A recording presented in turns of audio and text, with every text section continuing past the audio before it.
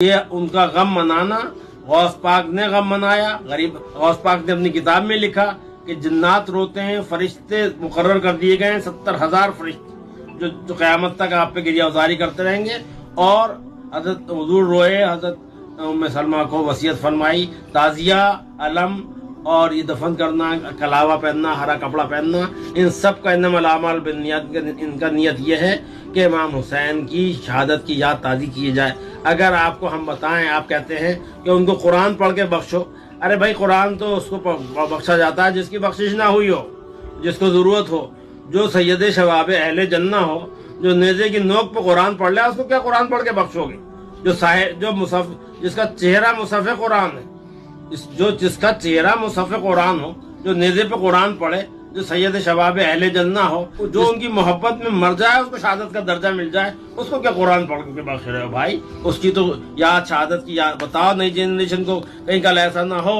اگر ہم گھروں میں نیاز نظر کر کے اور قرآن پڑھ کے بیٹھ جائیں گے اور باہر نکلیں گے تو کل یہ نئی جنریشن بھول جائے گی کہ امام حسین کون تھے، کربلا میں کیا ہوا تھا. یہ دین جو ہمیں ملا ہے، یہ کن شہادتوں سے، کن ایثار سے، کن قربانیوں سے بچا ہوا ہے.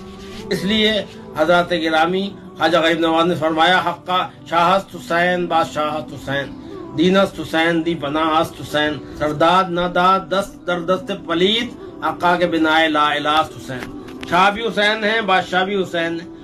غریب نواز نے کہہ دیا دینست حسین، یعنی اب حسین ہیں، اب دین کا نام حسین ہے.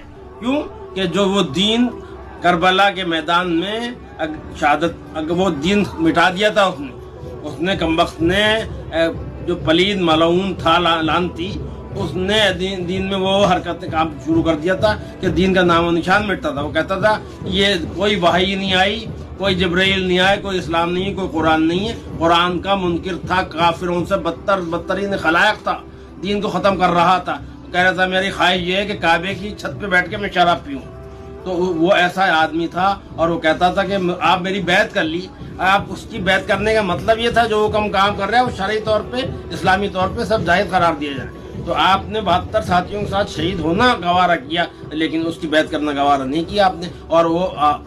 اور امت کی بخشش کے لیے، ہماری بقا کے لیے اگر ہم ان کی یاد میں نظر نیاز کرتے ہیں، لنگر کرتے ہیں، ان کی شربت پیش پلاتے ہیں، سب ان کی پیاس کی یاد دلاتے ہیں کہ حضرت علی اصغر جو